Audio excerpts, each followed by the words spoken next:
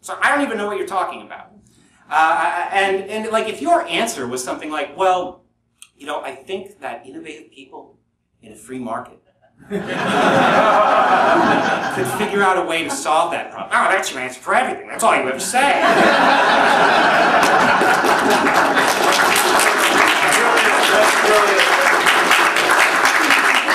You see the convenience for me to pick something that every problem was already solved. But when this type of discussion happens in the realm of politics, or happens in the realm of economics, or in education, we can really see the effects of people's government education. This 12-year positive affirmation of the status quo that's just so littered with these ceremonies of worship for these coercive institutions. And in my show, I've talked about these three lessons that I believe are embedded into the entire curriculum, into that 12-year process. Obedience, conformity, and apathy. And how they all seem to be channeled into this acceptance or rationalization for things that exist as they exist.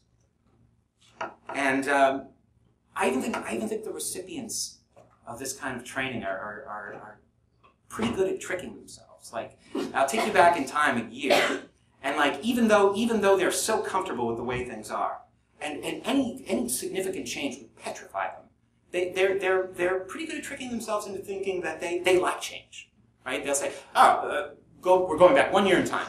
I'm actually for change. I actually want things to change. So I vote for Obama. Take it back 9 years in time. I like change. I want change. So I voted for Bush. 17 years. I don't want to go all the way back to Washington, right? But you get the idea. So the disadvantage of existence that we have, like Rothbard was saying, that this is something that is difficult for us because we have to argue in this context where statism exists and what we're talking about doesn't. It shows up in other conversations as well. And I think a lot of people who argue from that point of view think the existence of something is often like the clincher for them. I don't know if you've ever had a discussion like this. Let's say it's 30 minutes long. So at the beginning, you're expressing your ideas and you're crazy because all this stuff that you're against is good. It's good. These things are good. This is important. This is virtuous. This is education, right? Those taxes pay for services, right? It's all great stuff. But 10 minutes later, in that same conversation with that same person, their tune has changed a little bit. And now those things are okay, not good, but necessary.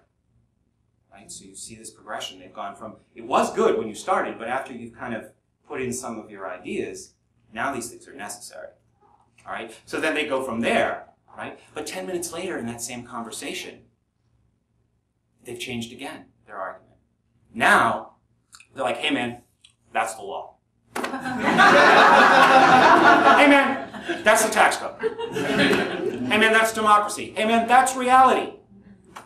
That's the way it is, pretty much. So it's almost like something is justifiable if there's a way of explaining it, or if it has a name.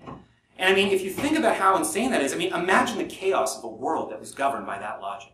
You know, you're walking down the street, someone comes up and uppercuts you in the face. Hey man, it's a punch in the face. Yeah, it hurts, it's embarrassing, you don't know what to do. That's the nature of the thing. Take care of yourself. But we can see this allegiance to the way it is. Now, of course, the punch in the face is a silly example, right? And sometimes this might happen all within half an hour. But sometimes that same progression of rationalization can take hundreds of years, like with slavery. Okay, in let's say 1600s, right? The sentiment about slavery from apologists and plantations owners was, oh, this is really good what we're doing. We're taking care of these people. We're giving them something to do. Teaching them about Jesus. And then by the first decades, the early decades of the 1800s, it was like this is necessary. The entire Southern economy is based on slavery. If we got rid of slavery, all this bad stuff would happen. The economy would collapse, and all of these other catastrophes. But right up to the end, it was like, at the very end, it's like, hey, it's always been there. It's always been there. We couldn't operate without it. So that progression can happen two ways. I've often heard people say that once you can show people that something is evil, that evil will cease to exist. Is people familiar with that? No? Okay. And I think that upstairs last year, Stefan Molyneux gave a really terrific example of a strategy for how to do that with the against me argument, right? Because there's nothing you can say to that. There's no place where you can go from there. And I agree with that progression, right? Like, the first step is showing people the evil. Eventually, the evil will not exist. But from my experience, I've realized that there's a very, very important intermediate step that most people, I think, unfortunately find insurmountable. And that is, once something is shown to be evil, that evil has to be made to be necessary, right?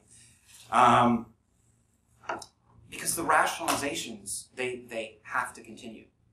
Because we already have, as statists, we already have a comfortable conclusion, so we're not changing that. And I felt this way for so long that I'm really just not backing away from this at this point. And I think that brings up another appearance of the impact of government education. In school, we start with conclusions. Lessons start with conclusions. It's basically a milieu where you were a little kid. You don't know anything. The person who wrote the book or the person at the front of the room knows everything. And if you sit still and quiet, they'll tell you about it, right? But the conclusions are already made. And I make it sound like this is something that only happens in elementary school, but I was recently working with a high school student. And he had this project that he had to do on climate change. Anybody heard anything about this? I voted for it. And, the project was interesting. It's like one example. I don't mean to pillage too much from a future podcast where I rant about this for an hour, but I think this is worth covering. There's this chart, right? XY standard graph, which shows, X is time, Y is something going up or down. And it's parts per million of carbon dioxide in the atmosphere. So this is the chart that they're given to deal with the topic of climate change. And what you see is this steep line of more carbon appearing in the atmosphere over the course of 10 years. So it's like, oh my God, look at how much more carbon there is in the atmosphere in 2008 versus 1998. This is terrible. Somebody do something.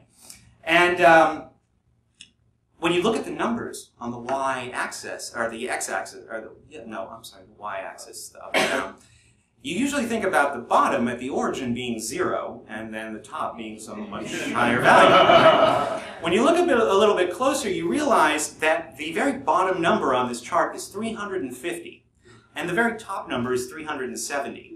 Parts per million. And the line that goes like this, right? So you just see the amount of, the lack, rather, of respect that the person who made that chart had for the intelligence of the people who received it. But when the way the project went is, after you're done with your investigation of like, oh, is man affecting the environment? Let's find out, right? Where the conclusion is already reached, right? So they say, find somebody in the class who agrees with you. Not disagrees with you, right? So kind of putting forward this idea that everybody's going to agree, so it'll be easy to find somebody who agrees with you. And discuss what you found and where you agree. No debate, nothing. And that's pretty standard. I mean, I don't do much work with the sciences, but if you want to go to history, this happens even more frequently. All the conclusions are already there. So I think that this idea of existence is an important idea to